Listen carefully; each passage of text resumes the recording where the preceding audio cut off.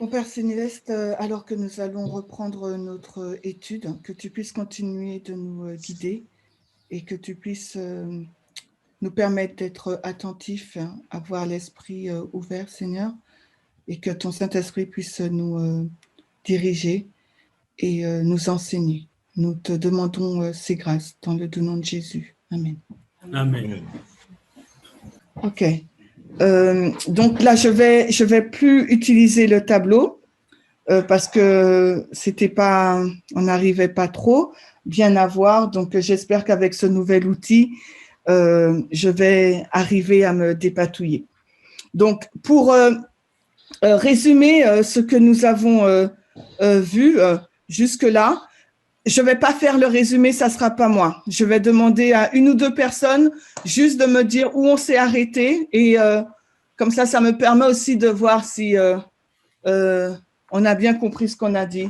Alors, est-ce qu'il y a une ou deux personnes qui voudraient juste énoncer un ou deux points, s'il vous plaît? 70 ans de captivité. Oui, d'accord, mais il faut que tu le lis avec l'étude ligne sur ligne. Alors, comment tu vas faire ça? Tu ne peux pas jeter une information comme ça. Il faut toujours la relier avec un thème. Alors, c'est le thème comment dirais-je, les règles. Qu'est-ce qu'on est en train d'étudier là? Les lignes sur ligne. Alors voilà, alors comment tu vas, qu'est-ce que le thème de la captivité t'a permis de comprendre avec l'étude ligne sur ligne? Qu'est-ce qu'Ellen White, elle a fait? Eh bien, elle a pris un passé pour amener à un point nouveau. Ok, très bien. Donc, elle a été dans le passé pour illustrer un fait. Donc, merci. C'est très bien. Est-ce que quelqu'un d'autre peut dire quelque chose? Toujours en lien avec le thème de l'étude, ligne sur ligne.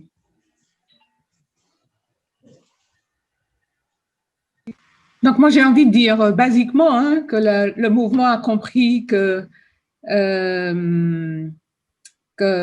ligne de réforme a commencé dans le mouvement à partir de 1989, grâce justement à l'appui du livre d'Ellen White, Message choisi, volume 2.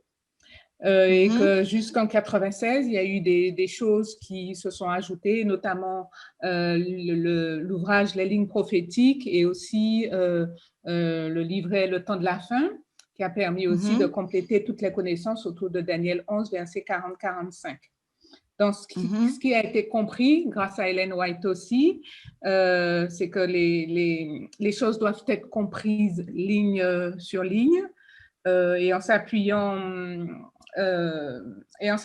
sur Ésaïe 28, 10 à 13, on comprend que c'est ligne sur ligne, précepte sur précepte, un peu ici, un peu là.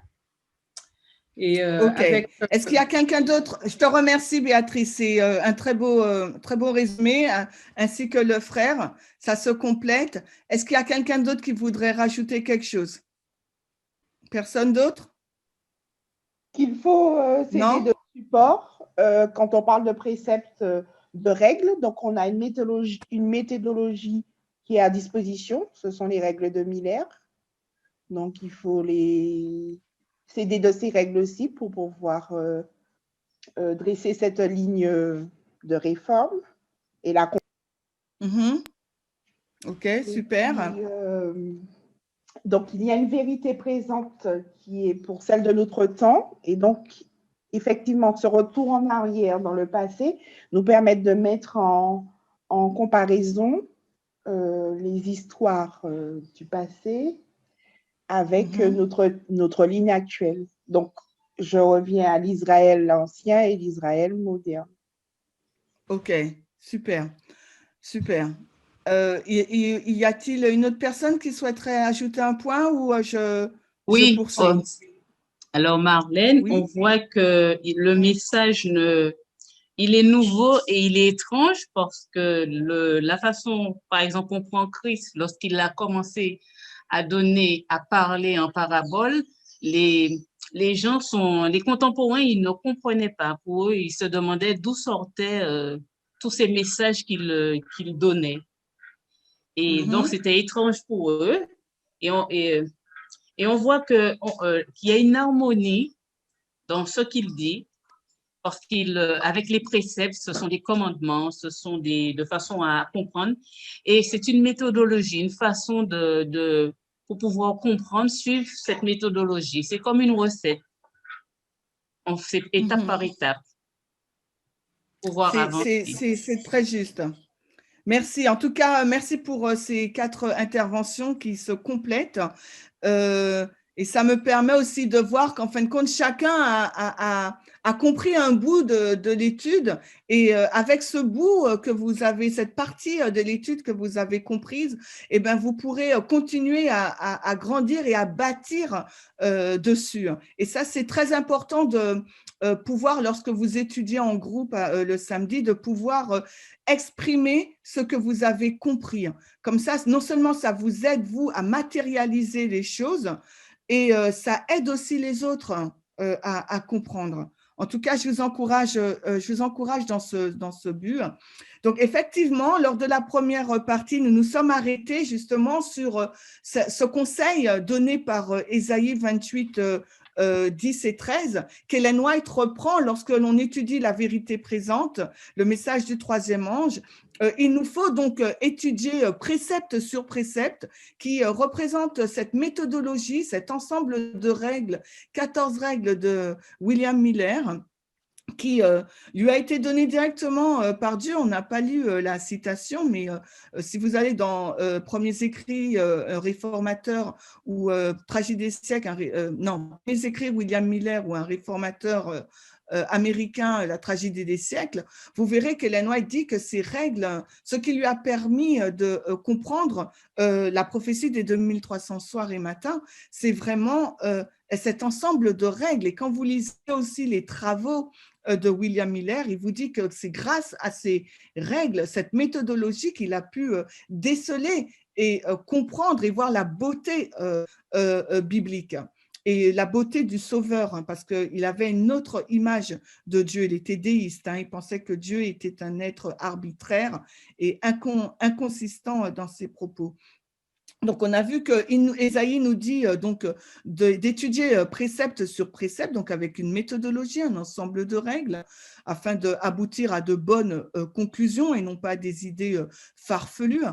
Ensuite, il nous dit ligne sur ligne, très important, ça veut dire qu'il nous fait retourner dans le passé et on voit que Christ lui-même a utilisé cette méthode quand il a fait référence donc à Jonas, ou il a fait référence aux Israélites dans le désert, il a fait référence à Noé pour le comparer donc à la fin des temps, etc.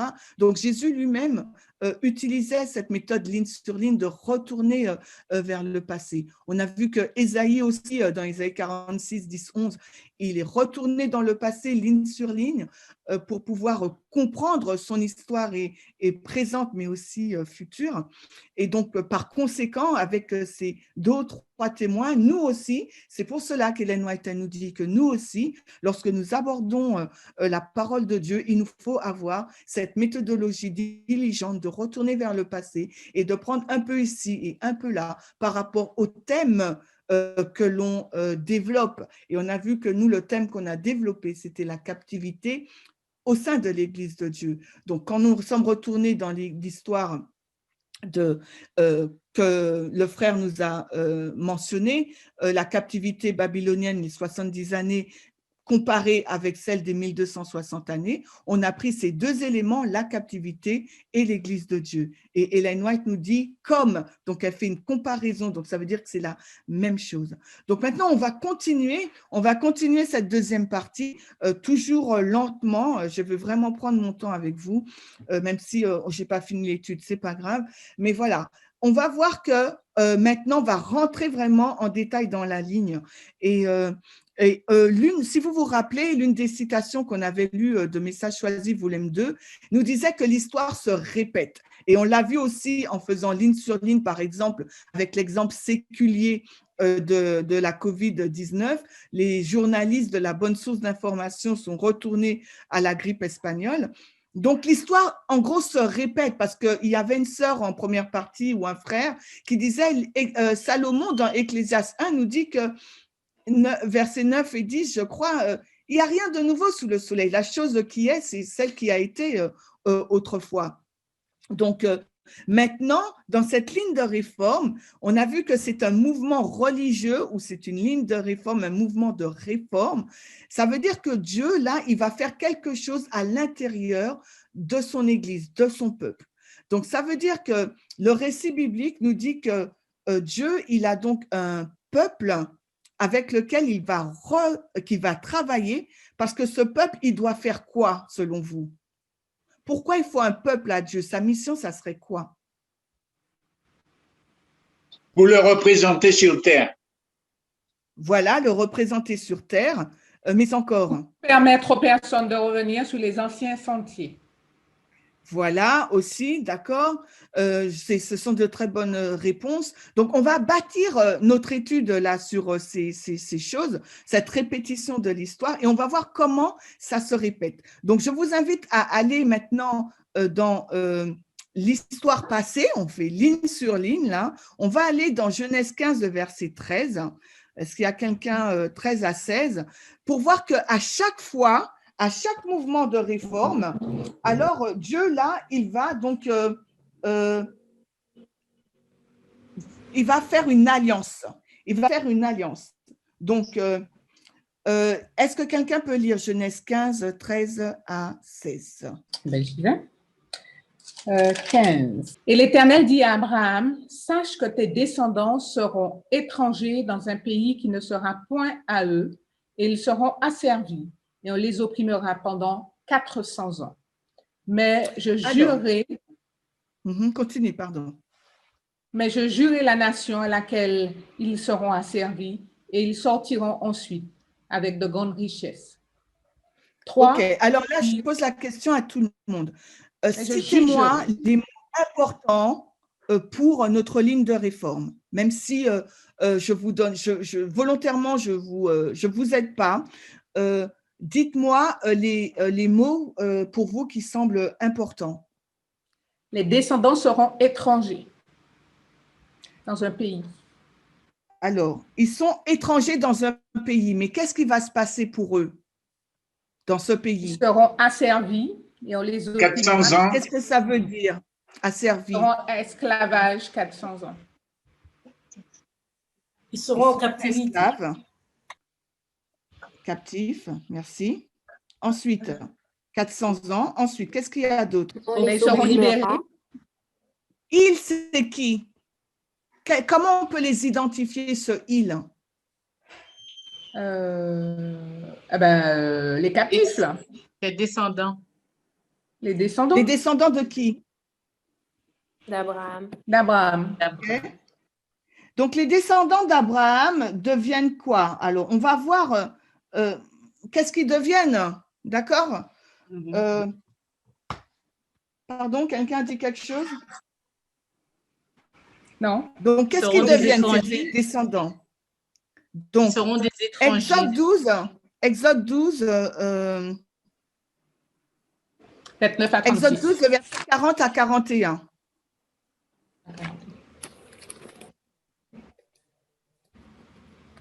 Exode 12. Alors, il y a des éléments que vous n'avez pas dit, mais volontairement, je ne les souligne pas, OK? Et on va revenir. Le séjour des enfants d'Israël en Égypte fut de 430 ans. Et au bout de 430 ans, le jour même, toutes les armées de l'Éternel sortirent du pays d'Égypte. Alors, qu'est-ce qui est important dans ça?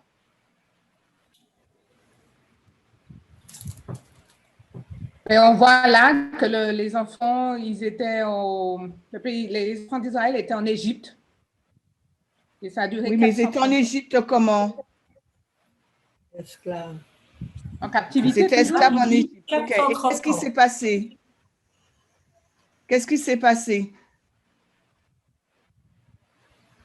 Et toutes les C'est armées de l'Éternel délivré de sortirent du l'esclavage. pays d'Égypte. Ils ont été délivrés. Ils ont été délivrés de l'esclavage. Ok. Ils ont été délivrés. Non. Ils ont été délivrés de l'esclavage. Ok. D'accord. On va maintenant dans Exode 19, 3, 6.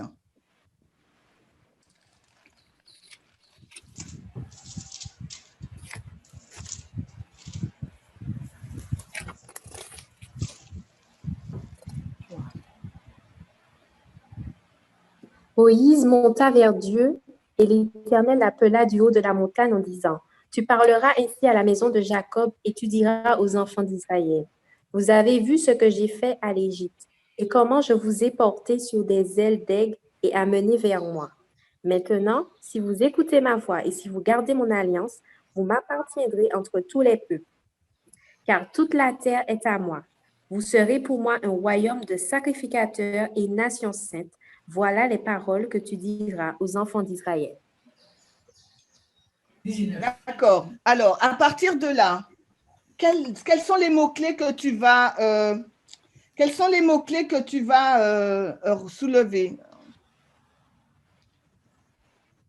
La lumière, s'il te plaît. Merci. Alliance. Alliance. Alors, alliance, super. Mais alliance avec qui?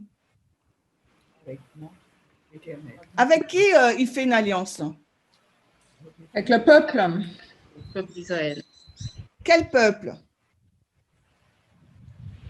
Le peuple d'Israël. Quel peuple? Alors, dans la liste, vous voyez la liste que vous m'avez donnée? Vous, avec qui allez-vous associer le peuple d'Israël? Descendants d'Abraham. Super. Donc, peuple d'Israël. Ensuite,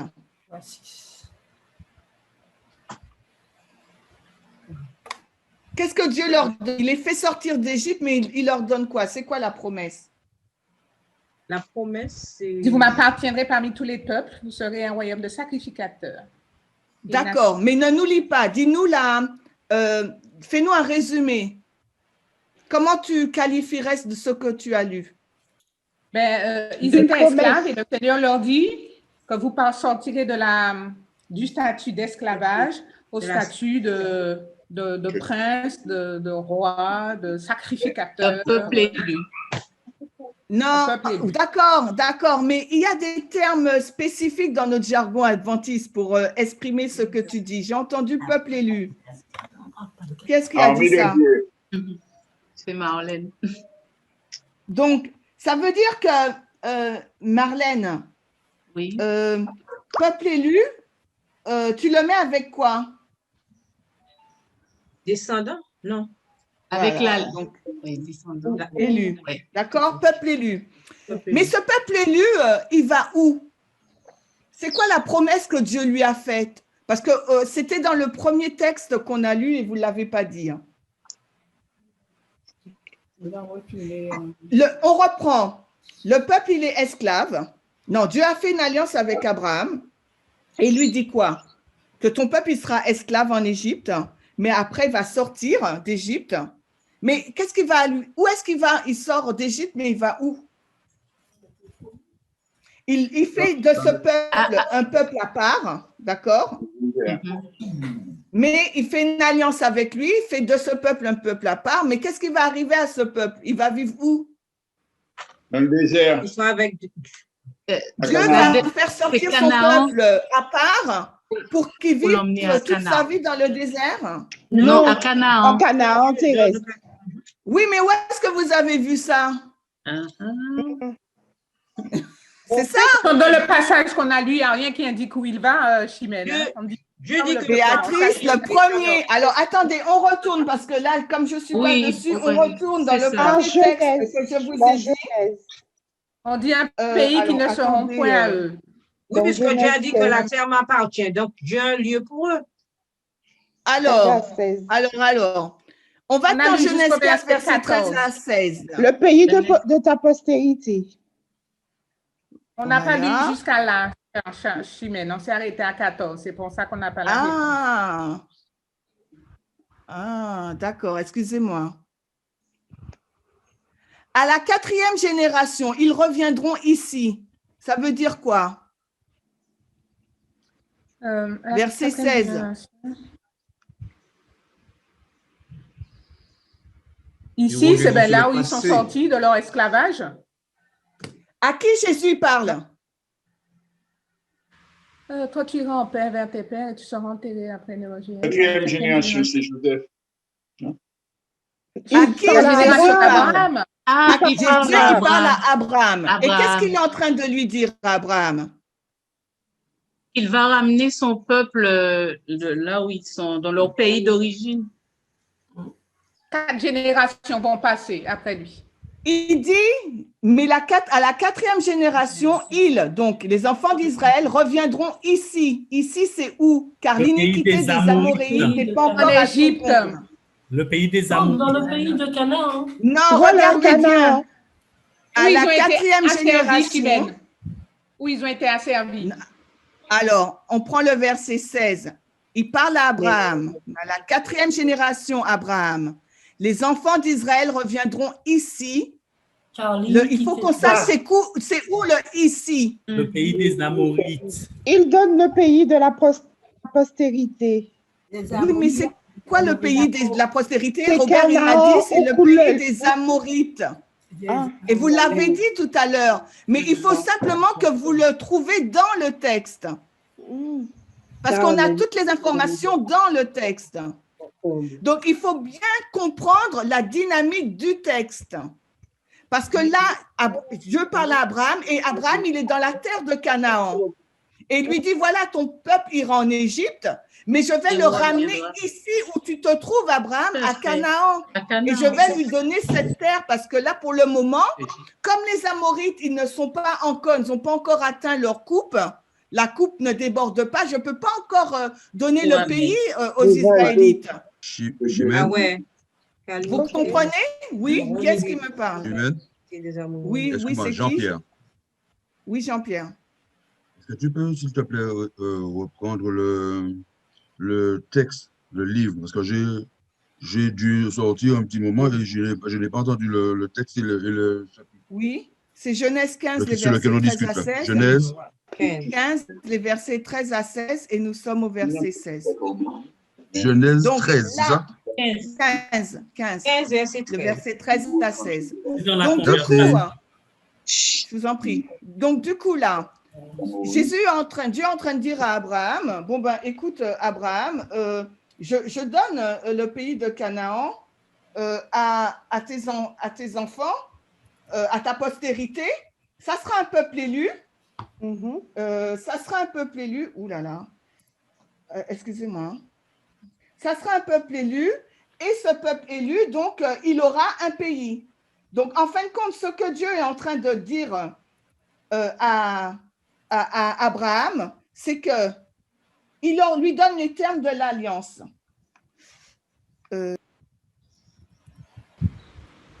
Il lui donne les termes de l'alliance. Donc, il fait une alliance avec un peuple, il lui donne une terre et il lui donne un nom parce qu'il le met à part. Ça sera le peuple d'Israël. Ça ne marche pas. Et il lui donne un nom, le peuple d'Israël. Donc, du coup, on retient ces caractéristiques. Je vais les noter au tableau. Donc, il y a un nom. D'accord? Donc, le nom, c'est le peuple d'Israël. OK? Donc, ou bien l'Israël ancien. Un pays, on a dit, c'était Canaan. Il le délivre de la captivité d'Égypte, 400 ans.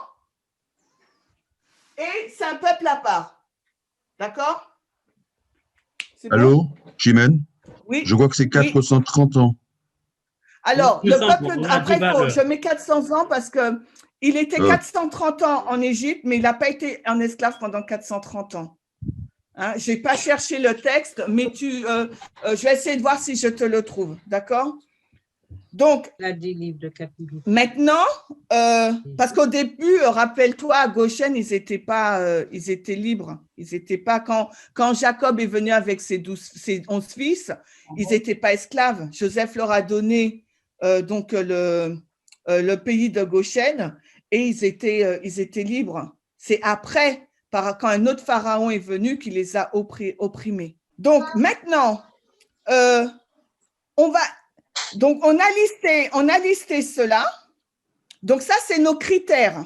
Donc, maintenant, ligne sur ligne, qu'est-ce qu'on va faire?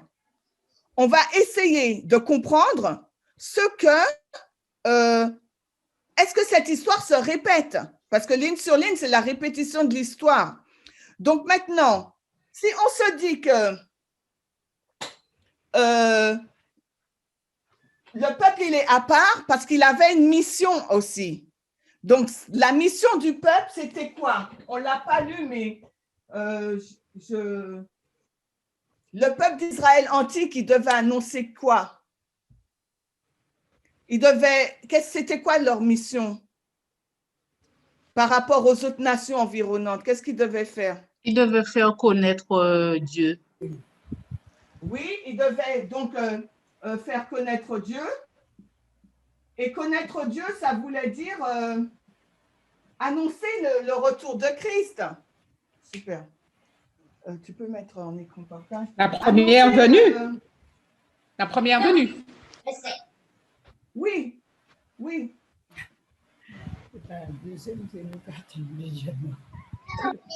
Le premier avènement de Christ. Bon, voilà, là, vous voyez mieux. Oui, c'est mieux. J'ai l'écran. D'accord? Donc, on a dit, donc, finalement, que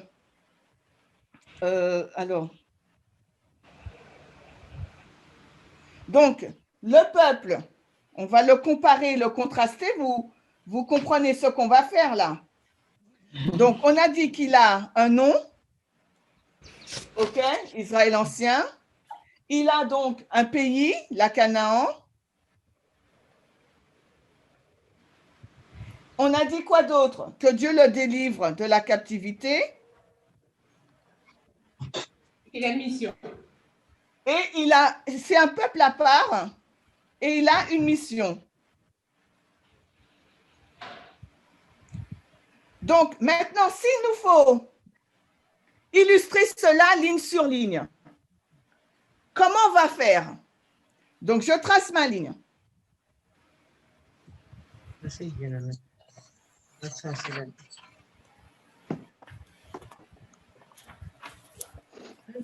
Comment on va mettre toutes les informations qu'on a dites sur notre ligne?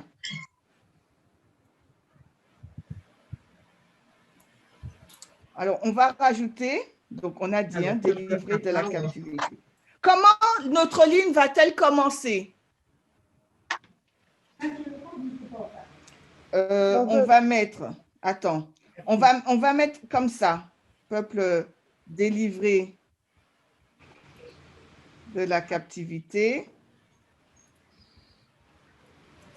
400 ans en Égypte. Et là, on va mettre que c'est Dieu qui délivre.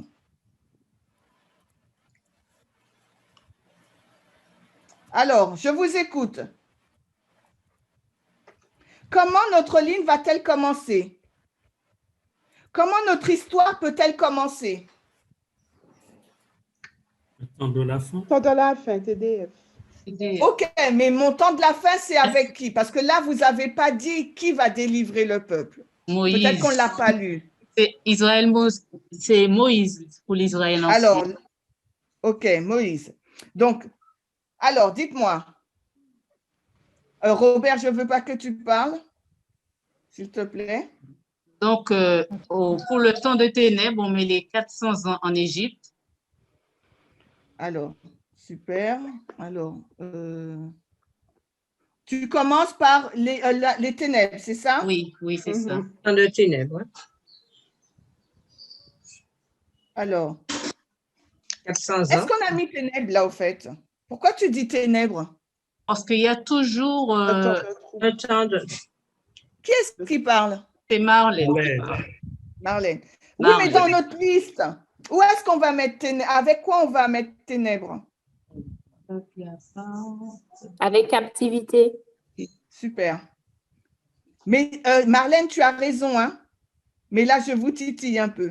Oui. Parce que dans le texte, on n'avait pas lu ténèbres. Tout à fait. Donc, captivité. Et encore, combien de temps cette captivité? On met captivité 400 ans. 400 ans. 400 Où ans. ça?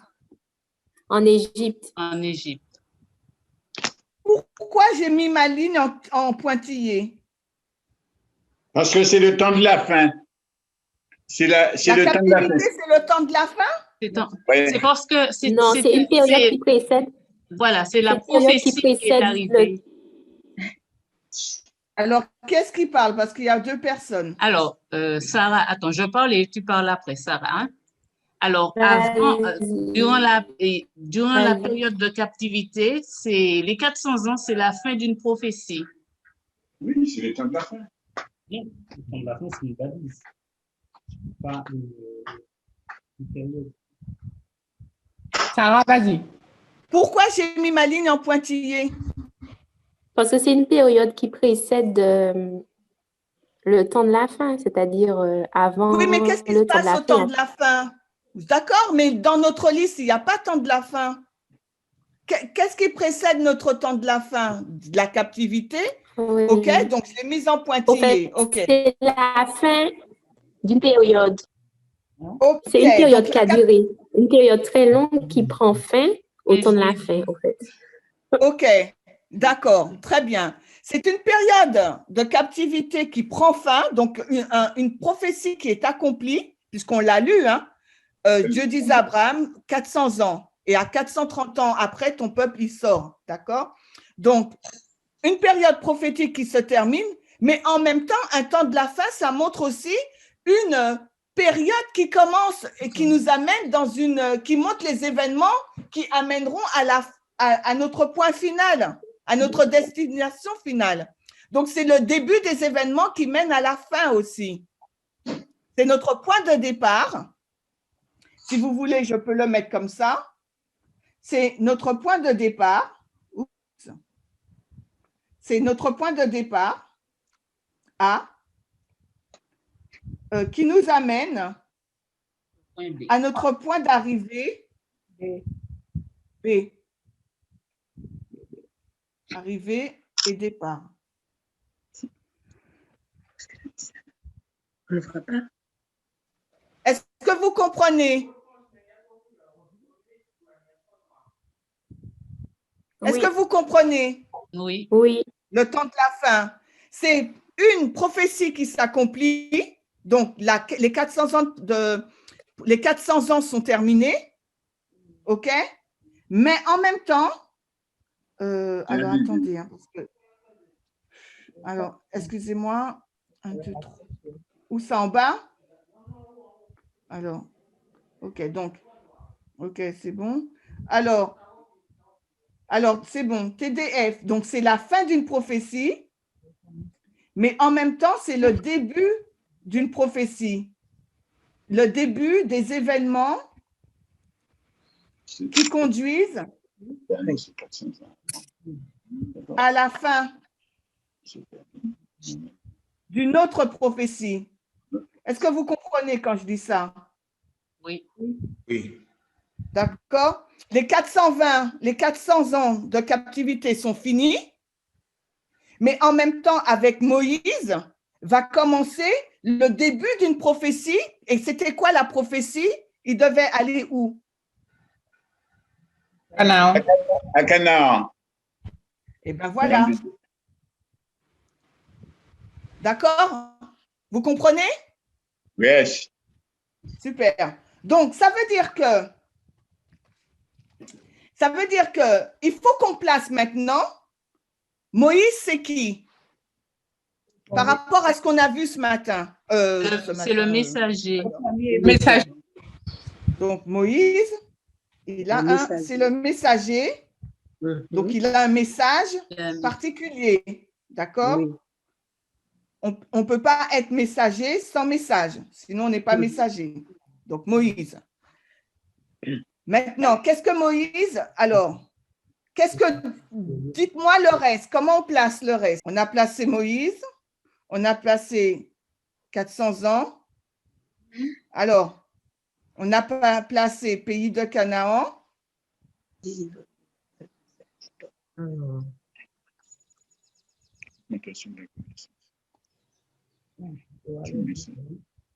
On n'a pas placé le message, on doit passer le message, non? Je sais pas. Le message, alors on avait dit c'était quoi le message tout à l'heure? Il devait faire connaître Dieu, le nom de tableau. On a dit qu'il fallait connaître Dieu aux autres. Donc, en fin de compte, il devait annoncer la première venue.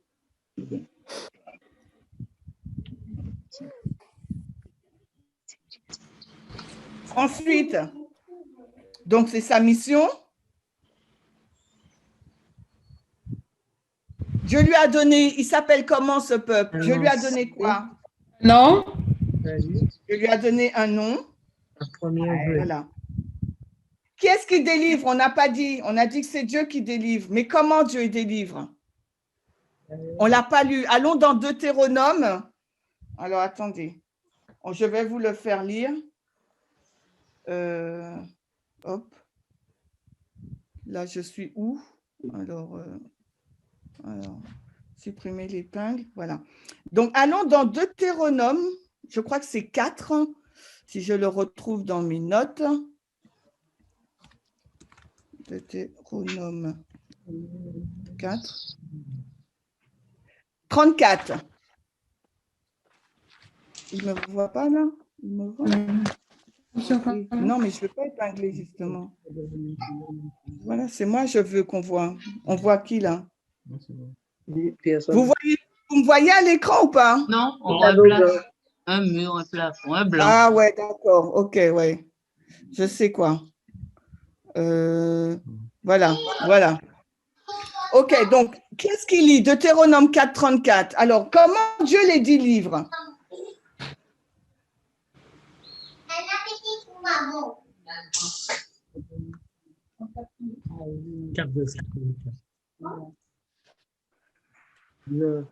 Qu'est-ce qu'il lit?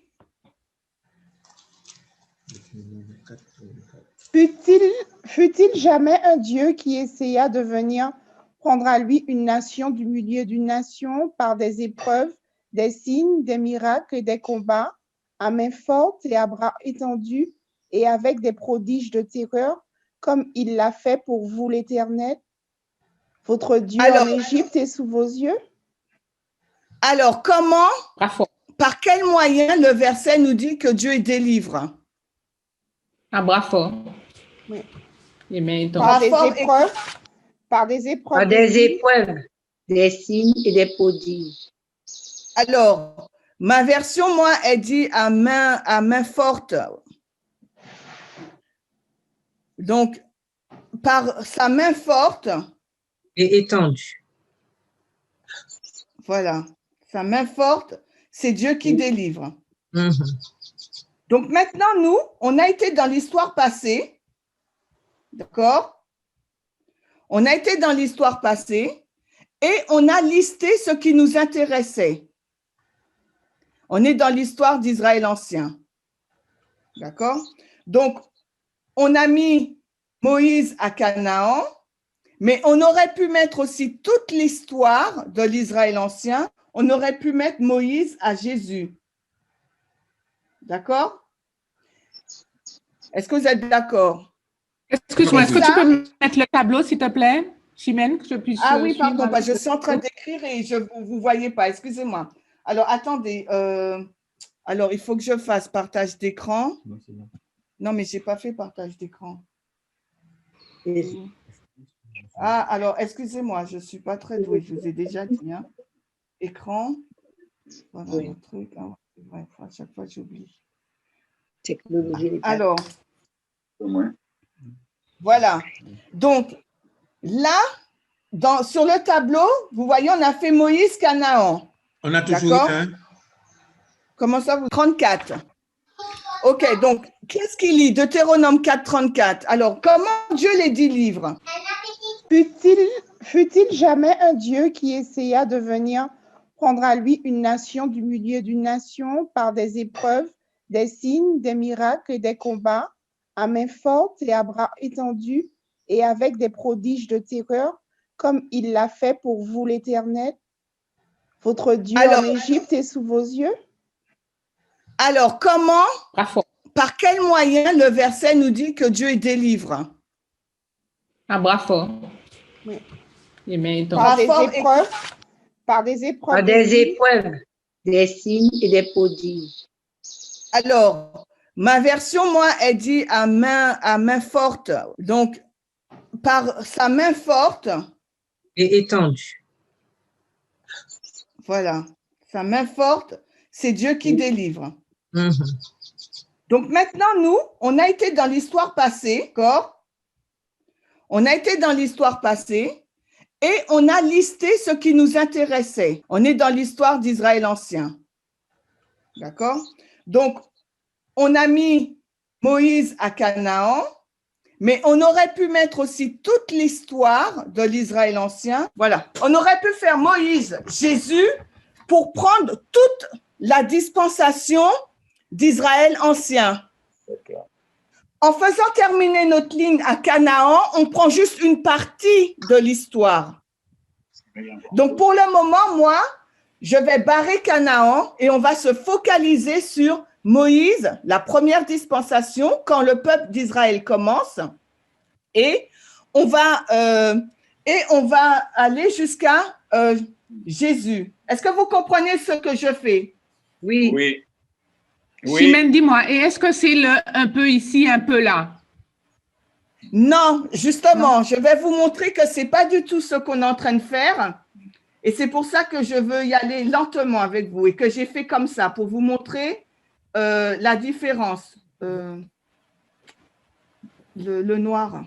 Je suis en train de faire un seul bloc avec Israël, d'Abraham à Jésus. Donc, j'arrive pas. Donc, du coup, nous, on va, en prenant Moïse à Jésus, on fait une lecture chronologique. C'est-à-dire, c'est comme si vous prenez votre vie, vous êtes né au premier jour, d'accord, et vous êtes mort et vous mourrez à 80 ans, puisque c'est la période que Dieu donne dans la Bible. Donc, vous allez passer 0, 10 ans, 20 ans, les années phares de votre vie, d'accord, jusqu'à votre mort. Donc, ça, c'est toute l'histoire de votre vie. Donc, ça s'appelle la lecture progressive. Jésus. 400 ans encore. Alors, la question que vous devez vous poser, pourquoi je termine l'histoire de l'Israël ancien à Jésus? Vous voyez pourquoi je termine cette période-là? À cette période, pourquoi?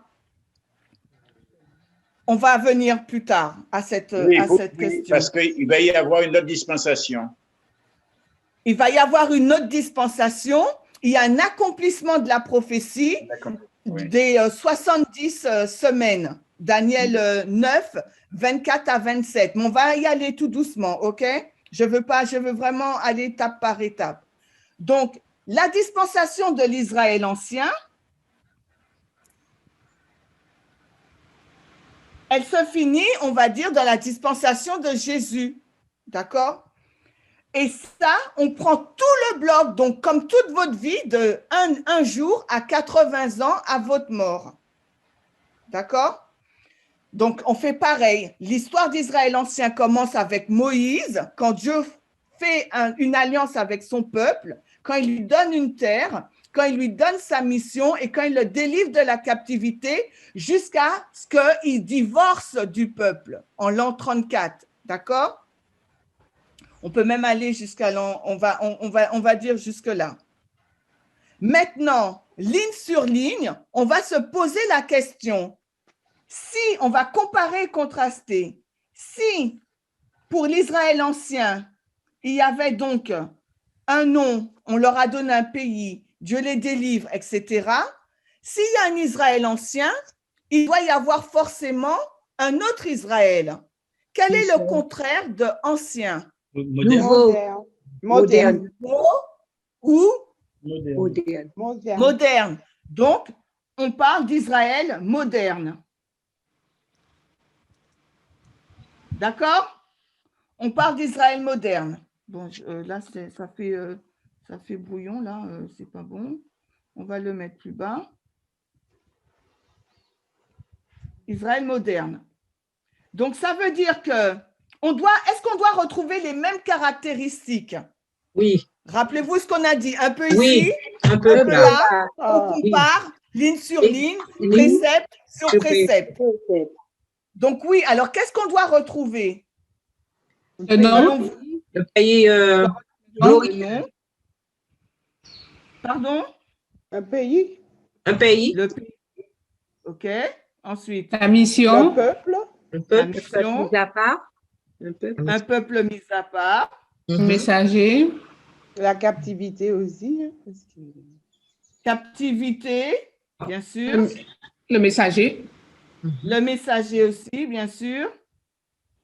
Alors, maintenant, à vous de jouer. Je vous remonte la ligne en lecture progressive. À vous de jouer pour l'Israël moderne. Je vous montre la ligne. Vous la voyez bien? Maintenant, on fait la ligne de l'Israël moderne. Mais attention, j'ai dit en lecture progressive. Alors, à vous de jouer. Je cache ma ligne. De toute façon, je suis obligée. Qui est-ce qui se lance? Le temps. Par quoi on va commencer? On va commencer par la fin de la prophétie de l'Ancien d'Israël, qui sera le temps des ténèbres. Rappelez-vous ce qu'on a vu en première partie. Hein? Quand Ellen White elle a comparé les 70 ans avec les 1260. Alors, il faut poser quelle question? Les millérites. Captivité. Oui, mais attends, mais tu sors ça comment? 1260 années de captivité du peuple d'Israël. On va dire la fin, le début. On va commencer par le messager. Captivité. Et puis qui va donner le message. Alors, qu'est-ce qui parle? Parce que je n'ai pas entendu. Quelqu'un va donner le message, j'ai entendu, mais j'ai... C'est Fernand. C'est Fernand. Je dis, après la captivité, la fin de la captivité, il y a le messager qui délivre le message. Non? Alors déjà, Fernande, tu ne m'as pas dit c'est quoi la captivité. Ah, d'accord. Tu ne m'as pas dit pour combien de temps et tu ne m'as pas dit où. Eh bien, c'est 1260. Alors, la captivité, c'est... La captivité, 1260 ans. Okay. Et où maintenant? Où ça? À Babylone. Ouais. À Babylone en Irak? Chez Nebuchadnezzar? Non. Moderne. Ensuite, qu'est-ce qu'on va mettre? Un message. Un messager par... le temps de la... Alors, on est dans quel... On est où? Est-ce qu'on peut dater? C'est vrai qu'avec... on ne pouvait pas dater parce qu'on ne connaît pas les chronologies. Mais là, est-ce qu'on peut dater? 1798. Et il y a un messager. Oui. Voilà. Messager, c'est Ellen White. Miller. Miller. Bon, alors, on va dire que c'est... Vous faites du bruit, qu'à chaque fois, je suis obligée de couper le micro. William Miller, d'accord. Quelle était leur mission? À vous de me dire. Il a apporté le message des trois anges. Quelle était sa mission? La seconde venue de Christ. On compare. Qu'est-ce qu'on est en train de faire, Fernande? On va comparer. Je remonte le dessin. On compare on compare. Il doit nous amener. Annonce la première venue. Est-ce que c'était la première venue qui devait annoncer Miller? Il annonçait la deuxième venue. La seconde venue de Christ. Par contre, il y a quelque chose. La première venue. Alors, dans votre ligne, excusez-moi, vous avez marqué un début, mais vous n'avez pas marqué la fin. Pourquoi? On s'arrête où? Dans la lecture progressive de l'Israël moderne. Où est-ce qu'on s'arrête? Rappelez-vous, le revenu de Jésus. 1844. Alors, 1844. Qui a dit 1844 et il y a une autre personne qui a dit seconde venue. Alors, en lecture progressive, quelle réponse on va prendre? C'est exactement les mêmes réponses. Qu'est-ce qu'on a fait là? La seconde venue qu'on va prendre. Seconde venue. Pourquoi? Parce qu'on passe d'une prophétie à une autre. Ça veut dire quoi? Jésus n'est pas encore revenu, hein? Jésus n'est pas revenu en 1844. Hein? D'accord, Jésus n'est pas revenu, mais on est sur la méthodologie là. Pourquoi? Comme on est en lecture progressive, on a 1844. Une autre dispensation. Qu'est-ce qu'elle a parlé? Quand vous Est-ce parlez. que tu peux répéter? Allô, Jean-Pierre. Oui, vas-y. On ne peut comparer que ce qui est comparable. Si on a annoncé la première venue, là, c'est annoncer la seconde venue. C'est des éléments qui sont en parallèle. D'accord, ça, je suis d'accord avec ça. Le point, c'est qu'on essaye de comprendre pourquoi on ne termine pas la ligne en lecture progressive à 1844, mais à la seconde venue. Parce qu'il y a une autre dispensation qui commence. Très bien. Je ne sais pas qui a parlé. C'est Marlène? Non, Karine. Karine, OK. Oui, très bien. Ça veut dire, oui, il y a cette nouvelle dispensation puisque nous, on est là, d'accord? Et la fin de l'Israël moderne n'est pas finie puisqu'on est là encore. Voilà, c'est ça, tout à fait. On est en lecture progressive, c'est du début à la fin. Tout comme l'histoire de l'Israël ancien. Une fois que Christ a divorcé avec eux, ben là, voilà, on finit l'histoire. Mais l'histoire, pour nous, elle n'est pas finie puisqu'on existe. D'accord? Voilà. Donc, alors maintenant, qu'est-ce qui manque dans notre dessin, dans notre ligne, dans notre structure par rapport à l'Israël ancien? Je ne montre pas le graphique. Hein. Le pays. Rappelez-vous tout ce qu'on a lu. Le pays et le nom. Alors, quel est donc le pays? On va le lire. Le pays et le nom. OK? Donc, on va lire. On va s'arrêter et on va lire. Parce que là, on rentre dans des détails techniques et il nous faut avoir une base pour confirmer ce qu'on est en train de dire. Vous êtes d'accord? Prenons notre position.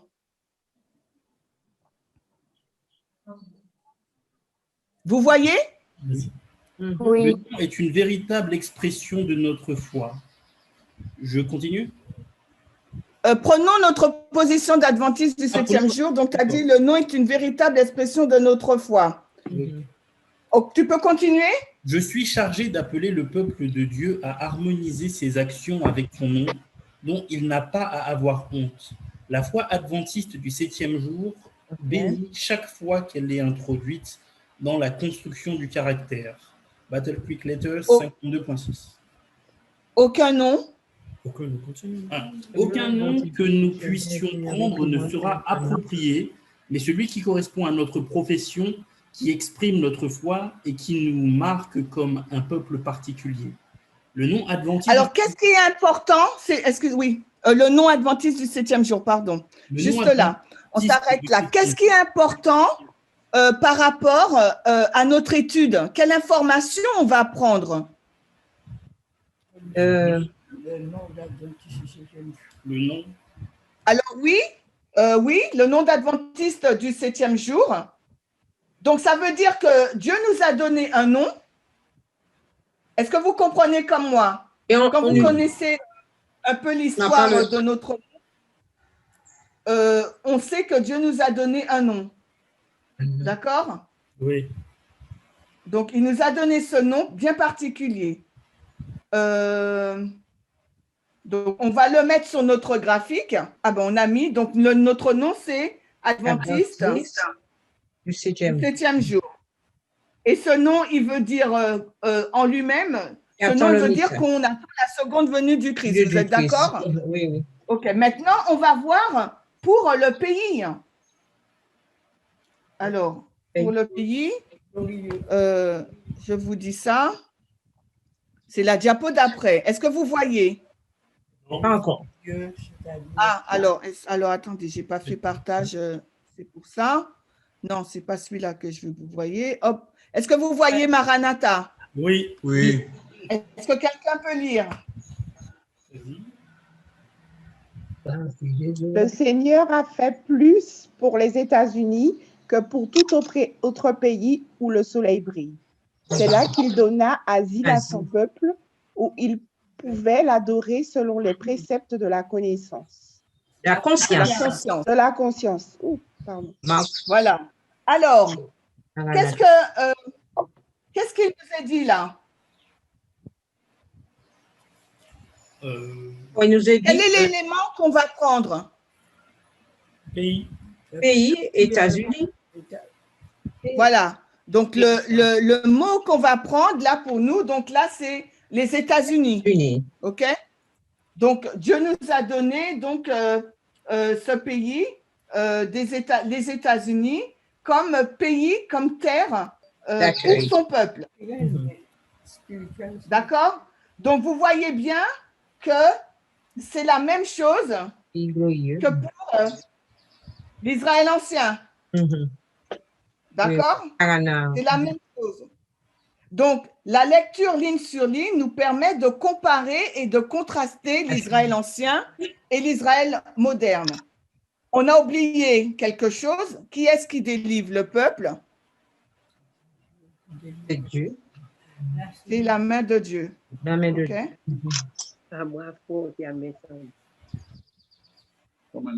La main de Dieu qui délivre. Maintenant, est-ce que ligne sur ligne, ça veut dire simplement regarder dans la grande image générale, dans l'image générale? Est-ce que ça veut dire ça seulement?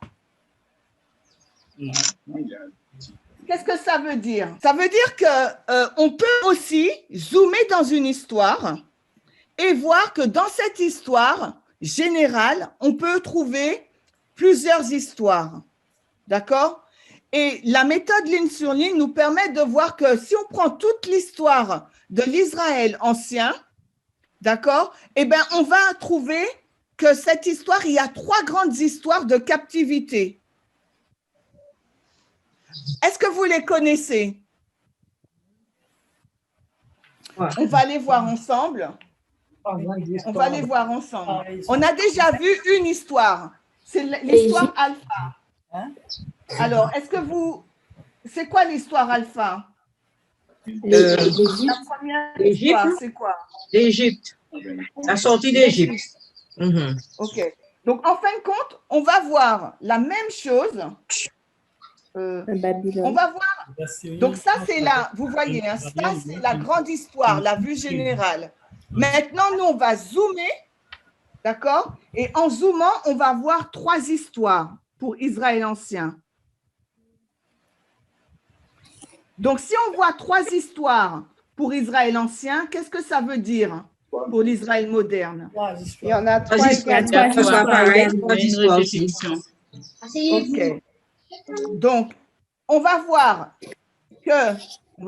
il y a 3 histoires.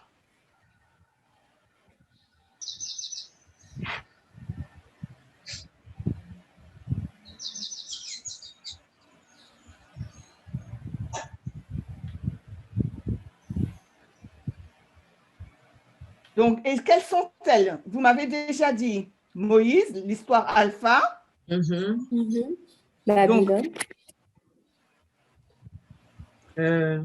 y a eu encore Dieu. Alors,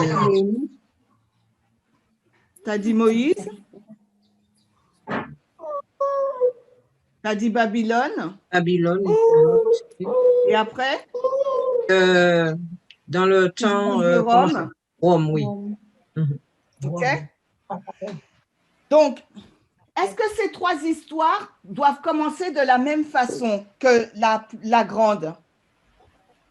Est-ce qu'on doit trouver la même structure? Oui. Captivité, un messager plus un message, Dieu délivre. un pays, une terre, etc. Est-ce qu'on doit trouver la même histoire? Oui. La même structure? Oui. Oui? OK. Oui. Donc, pour Moïse, on l'a déjà faite, d'accord? Il y a eu Moïse, après, il y a eu Josué. Donc là, on a déjà vu, il y avait combien d'années ils sont restés en captivité au Babylone? 70. 70. 70 ans. Et là, pour Rome, je ne sais pas combien de temps ils sont restés en captivité, je n'ai point d'interrogation, mais on sait qu'ils étaient en captivité puisqu'ils attendaient le libérateur, Jésus, pour les libérer de leur captivité. OK? Donc, cette histoire-là, on sait que c'est l'oméga. Et là, c'est l'histoire de Jean-Baptiste et de Jésus. Jésus-Christ. OK? Et des disciples. OK? Donc, est-ce que parmi ces trois histoires-là, laquelle a eu du succès? Jésus-Christ. La ligne de Jésus. La ligne de Jésus. La ligne de Jésus et les autres, c'est des lignes comment alors? Si la ligne de Jésus D'échec, c'est une ligne d'échec, de succès, d'échec. pourquoi c'est une ligne d'échec? Parce que ils n'ont pas... Comment il avait dit ça encore là? C'est-à-dire le message. Jésus n'est pas revenu. C'est que le message annoncé. Qu'est-ce qui s'est passé dans l'église? Ils n'ont pas... On retourne. Dans l'histoire de Moïse, on avait mis au début Canaan. Qu'est-ce qui s'est passé? Pourquoi c'est une histoire d'échec? C'est par leur désobéissance qu'ils ne sont pas entrés au pays glorieux. Glorieux, oui. Donc, la prophétie n'a pas pu s'aboutir. N'a pas pu s'aboutir, voilà. Donc, une ligne d'échec, la prophétie n'a pas pu être accomplie. Accomplie, oui. Ils ont erré 40 ans dans le désert. Ensuite, ils ont eu Jéricho. Mais ensuite, quand ils ont été pour prendre la ville de Haï,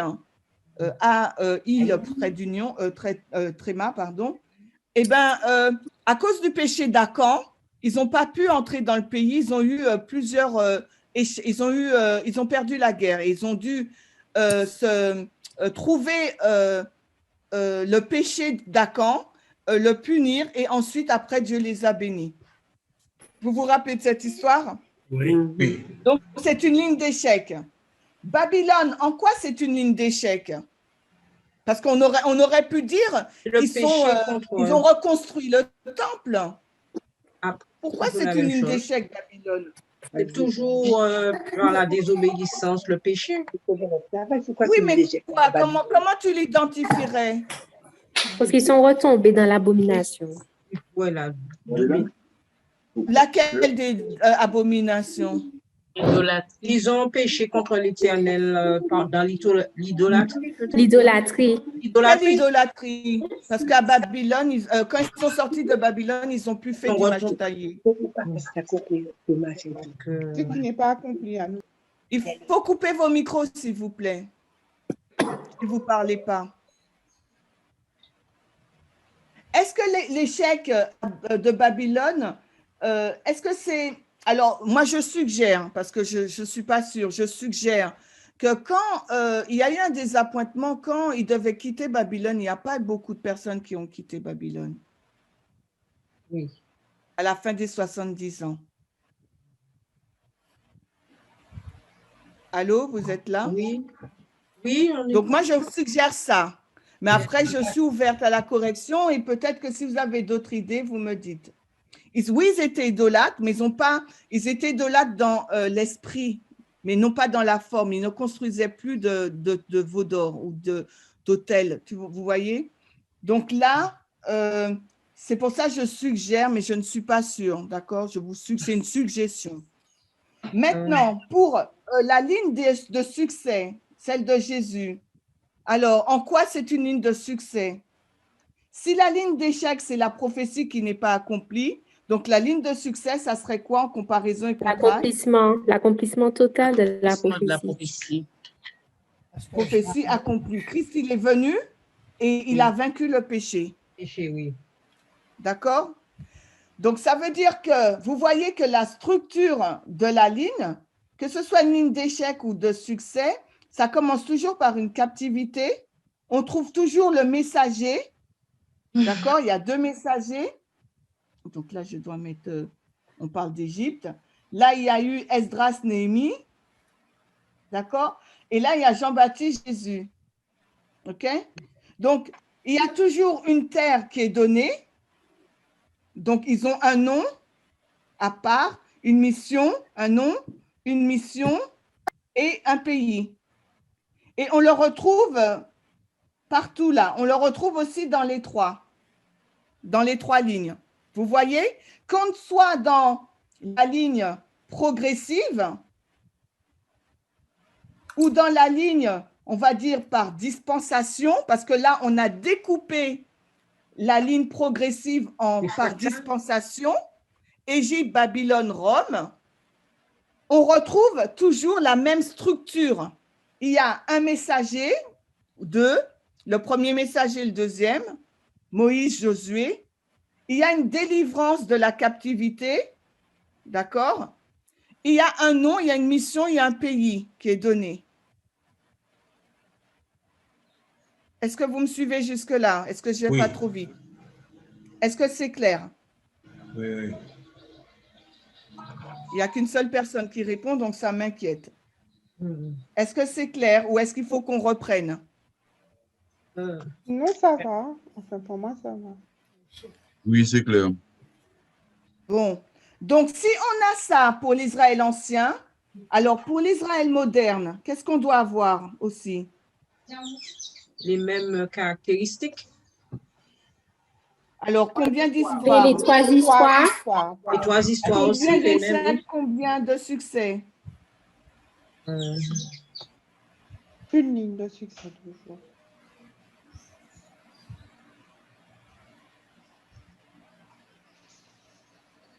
Combien d'histoires? Combien d'échecs? Combien de succès? On doit avoir 2 échecs. La même chose. 3 histoires. Pareil, 3 histoires. Je suis d'accord, hein? J'attends juste vos réponses. Ça me permet de savoir si vous comprenez bien la structure. Oui. Donc maintenant, l'Israël moderne commence comment? On l'avait vu là, rappelez-vous. En 1999. Les 1260. Donc, on reprend les 1260. Donc là, on est dans quelle histoire? Histoire des mille. La suprématie papale. Des millérites, c'est vrai ça? Les millérites. Histoire des millérites. On est dans la captivité papale. D'accord? À la fin des 1260, l'histoire commence en 1798. On a dit qu'elle se finissait en progression avec la seconde venue. Vous vous rappelez? Donc maintenant, qu'est-ce qu'on met?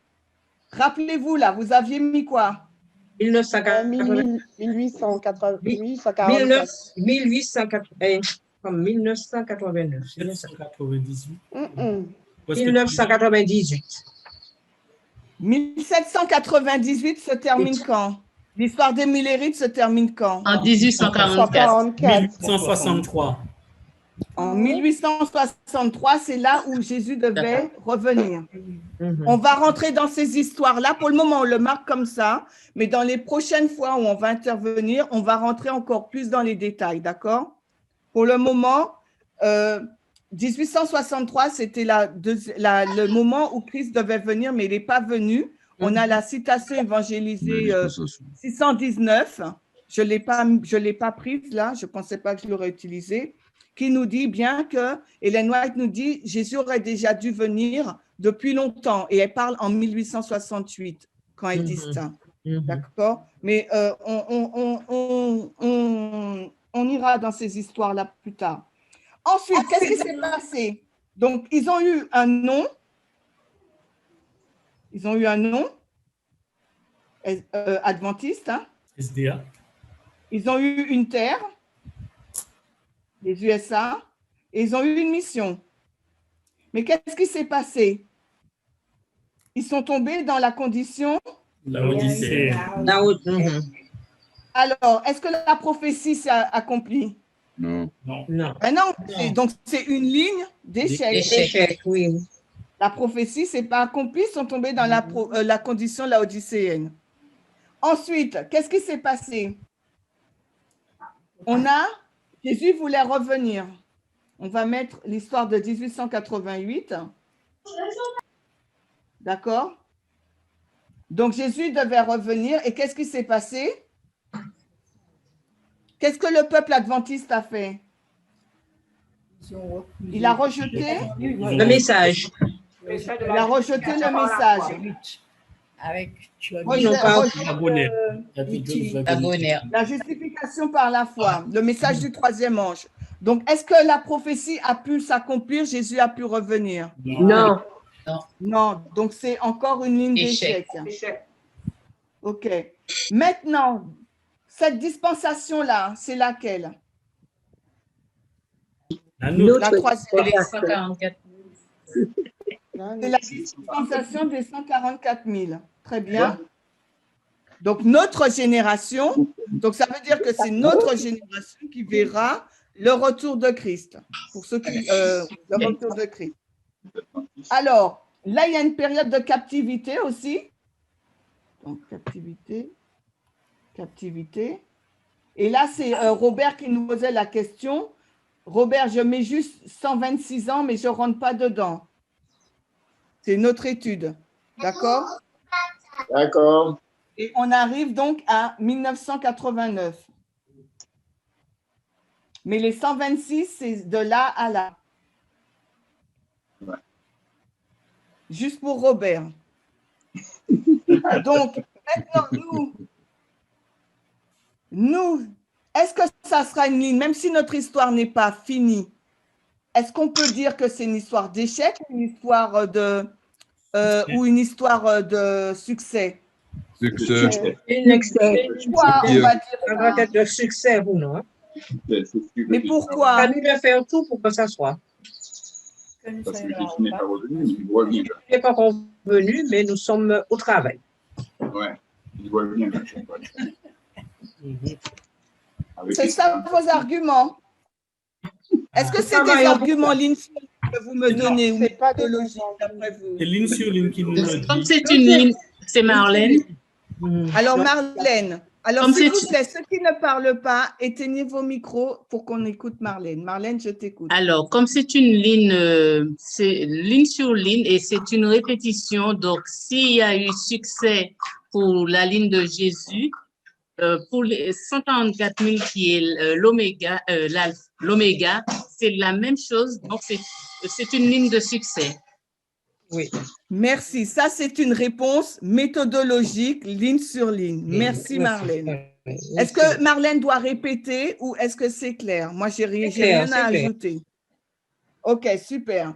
Donc, vous voyez comment il faut répondre? Parce que si on répond un peu par ce qu'on sait ou notre feeling, c'est pas... Esaïe nous a dit précepte sur précepte, ligne sur ligne, un peu ici, un peu là. Vous voyez? Donc, la réponse de Marlène est vraiment pertinente. Marlène, tu peux répéter un peu pour moi? De l'histoire. Marlène, je te laisse répéter. Je répète, je disais comme la ligne de... Tu regardes la ligne de Jésus, c'est une ligne de succès. Oui. Et comme c'est superposé, pour nous, pour les 144 000, c'est la répétition, donc c'est aussi une ligne de succès. Merci. Succès, succès. Succès. Les lignes d'oméga sont des lignes de succès. OK? Parce que ça veut dire que si on arrive à la fin de notre histoire d'Israël moderne et c'est une ligne d'échec, Jésus ne revient pas, la prophétie ne s'accomplit pas. Avec ou sans nous, la prophétie va s'accomplir. Tout comme l'histoire de Jésus. Avec ou sans les Juifs, la prophétie allait s'accomplir parce que Jésus était l'agneau qui venait ôter le péché du monde. Donc, pour nous, c'est pareil. Jésus va revenir avec ou sans nous. Il va revenir parce que sa parole ne ment pas. Voilà. Donc, du coup, on voit qu'on a plusieurs lectures. Alors, on a vu qu'on a une lecture progressive, donc générale, une histoire, mais qu'on peut aussi avoir une histoire par dispensation qui nous montre donc cette répétition D'accord? Il y a une répétition de l'histoire. Donc, on continue. Et dans cette répétition de l'histoire, on peut rajouter une autre couche. D'accord? À chaque fois que Jésus était sur le point de venir, d'accord, pour que son message puisse être, comment dirais-je, propagé, il a permis qu'il y ait donc une avancée technologique en communication. Donc, on va voir maintenant la technologie en communication pour que le message puisse être propagé. Vous comprenez? Donc maintenant, si on prend la ligne d'oméga de Jésus,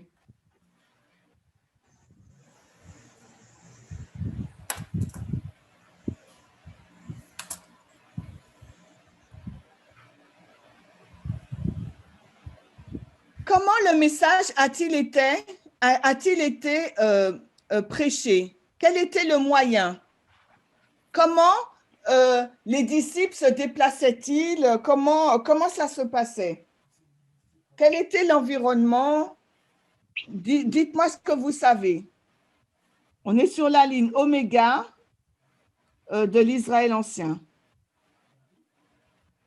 Ils étaient envoyés 2 par 2. Ils étaient envoyés 2 par 2, OK? Ensuite, est-ce qu'ils prenaient l'avion, le bateau? Comment ça se passait? À pied, en bateau. À pied. À pied par bateau. En bateau. Ensuite, quel était le climat? On était où? Sous quelle domination? On a dit qu'ils étaient esclaves où? La Méditerranée. Les Romains? Oui, mais ça appartenait à qui? Rome. Rome. Ça appartenait à Rome. On est sous Est-ce que vous pouvez annoncer votre nom avant? Et puis ne parlez pas tous en même temps, comme a dit Chimène. On est dans merci. On est dans l'Empire romain. Ils allaient 2 par 2, à pied ou par bateau. Mais quel était le climat? L'environnement à cette époque-là? Alors, l'environnement, c'était, on va dire, c'était ce qu'on appelait la paix romaine. Jésus, il fallait qu'il arrive sur terre quand il y avait paix pour pouvoir véhiculer le message. Parce que si c'était en temps de guerre, ça aurait été compliqué. Même si les Israélites étaient donc en esclavage ou sous la domination romaine, mais il fallait quand même un climat, un environnement de paix pour que le message puisse être propagé. Et ce climat de paix, qu'on appelle la paix romaine ou la Pax Romana, a commencé à durer environ 200 ans, donc de l'an -27 à l'an 180. Et ce que l'Empire romain a permis de faire, c'est tout ce qu'on appelle le réseau routier. D'accord? Donc, et par ce réseau routier, eh ben, l'évangile a pu être proclamé plus rapidement, et parce qu'il y avait un environnement de paix à la fois sur terre et sur la mer, l'évangile a pu être propagé beaucoup plus rapidement. Alors, on va le lire parce que je pense que c'est peut-être des histoires que vous ne connaissez pas. On va lire. On va lire une diapo. D'accord? Vous voyez? Oui. Est-ce que quelqu'un peut lire? Diapo 17. La Pax Romana, c'est ça? Oui. Expression latine traduite par paix romaine désigne la longue période de paix du 1er au 2e siècle après Jésus-Christ, imposée par l'Empire romain aux régions conquises. Il s'agit d'une ère de relative tranquillité pendant laquelle Rome n'éprouva ni guerre civile majeure, ni grande invasion. Cette période a duré de -27 quand l'empereur Auguste déclara la fin des grandes guerres civiles du 1er siècle jusqu'en 180 à l'annonce de la mort de l'empereur Marc Aurèle. Grâce à cette paix, les échanges commerciaux se sont développés dans l'Empire. C'est ainsi que la culture romaine et leur langue, le latin, se sont transmis au territoire conquis. Voilà. Donc, vous voyez bien que cette longue période de paix, elle était inédite et elle a duré dans la période où il y a eu la première église aussi, la période où Jésus est venu. Donc, grâce à leur technologie, parce que vous voyez là, il nous est dit… attends. Donc, période de paix… je ne trouve pas… Ils ont fait des réseaux routiers que je ne vois pas. Peut-être que je n'ai pas mis la citation. Mais en fin de compte, ce qui caractérise cette période de paix, c'est qu'ils ont pu faire tout un réseau routier et qui a vraiment permis la diffusion non seulement de l'évangile, mais aussi de leur propre commerce. Vous voyez? Donc, et ça, c'est un élément important à l'époque. Donc, ensuite, dans la ligne de réforme, on voit également, si on prend celle des millérites, alors on va voir que pendant les millérites aussi, tout ça nous montre la répétition de l'histoire, hein? Et c'est une assurance pour nous pour voir qu'en fin de compte, Dieu, il agit toujours de la même façon afin qu'on puisse reconnaître sa signature. Donc maintenant, pour les millérites, hein, l'Israël, l'alpha de l'Israël moderne, c'était la même chose. Donc, on a eu aussi une période où il y a eu une technologie de communication avancée qui a permis justement la diffusion de l'évangile. Est-ce que vous avez une idée de ce que ça pourrait être? Le télégraphe. Le télégraphe. Oui. Le train. Le télégraphe, c'est un peu plus tard. Le train. Des livres, des journaux. Voilà, il y a les trains, les locomotives, les trains, plus bateaux à vapeur. Oui, j'ai ouvert. D'accord? Donc, ça a permis… qu'est-ce que ça a permis d'après vous par rapport… Comment dire? Qu'est-ce que les millérites ils faisaient? Comment ils propageaient l'évangile, les millérites?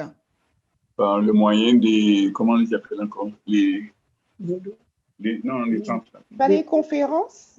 Oui, des conférences. On les appelle comment, les conférences? On en fait une fois. Les camp meetings. Voilà, ils faisaient des camp meetings. Donc, ça a permis… ce moyen de communication, qu'est-ce que ça a permis? L'accroissement de la connaissance. Oui, mais l'accroissement de la connaissance… La propagation du message. La propagation du message. Mais par rapport aux personnes… Par rapport aux personnes, parce que là, maintenant, il y a des moyens de communication. Qu'est-ce qui se passe? Est-ce que les gens ils marchent à pied ou à vélo pour aller au camp meeting? Non, en voiture. Il faut prendre le train, le bateau. Tout. Donc, ça veut dire que la capacité, le nombre des personnes augmente. Donc, voilà. Donc, là, on a vu beaucoup plus de personnes qui ont assisté au camp meeting. Donc, du coup, la diffusion du message est beaucoup plus rapide. Vous êtes d'accord? Oui. Et quand vous retournez dans l'histoire, vous voyez que William Miller, le premier passager de train, c'était le 25 octobre 1933, quand Miller a commencé, si je ne me trompe pas, quand Miller a commencé donc, à prêcher son Excusez-moi, c'est 1833. 1800. 1800, j'ai dit quoi? Oui, c'est ça. 1833. Excusez-moi si j'ai dit autre chose. On va lire la citation. Vous voyez l'expansion du réseau ferroviaire? Oui. Ok. L'expansion du réseau ferroviaire dans ce contexte géographique est remarquable et connaît des années 1840 à 1920 une période de domination incontestée. Le train est alors le seul mode de transport capable de déplacer les marchandises et les personnes sur des distances importantes. Il est associé à la fois à l'expansion de la frontière vers l'ouest, d'abord au-delà des Appalaches, puis en direction du Pacifique, et à la conquête et au peuplement des territoires ouest-américains. Le chemin de fer est introduit en 1827 aux États-Unis par la Baltimore and Ohio Railroad Company, qui inaugure sa première ligne en 1833. L'utilisation de la vapeur comme force motrice permet au train d'afficher des vitesses plus élevées que le bateau et l'installation de rails permet de relier davantage de villes et de communautés rurales.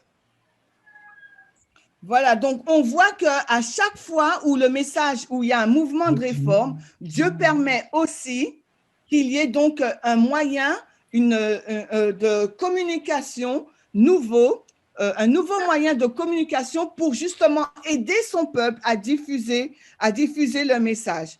Et on voit qu'au moment où Miller doit porter l'évangile, c'est à ce moment-là que, il y a les premiers passagers en train.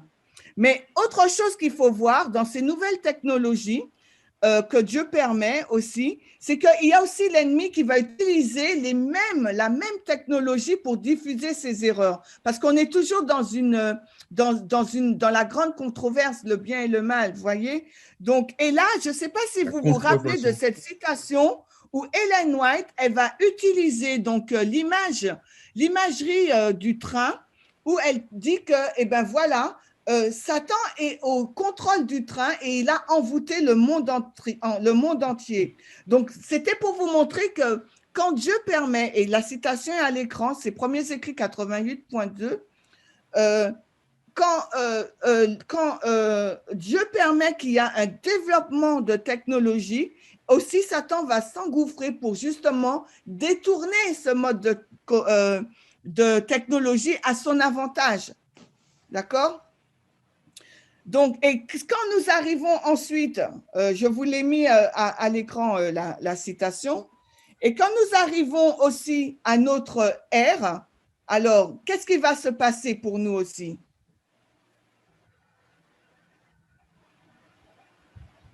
Quand on arrive à notre dispensation, l'oméga de l'Israël ancien, qu'est-ce qui va se passer? Les mêmes choses. L'Israël moderne. La technologie. Les mêmes technologies, on a. L'apparition de l'Internet. Internet, tout ça. Voilà. Donc, nous, on aura aussi la même chose.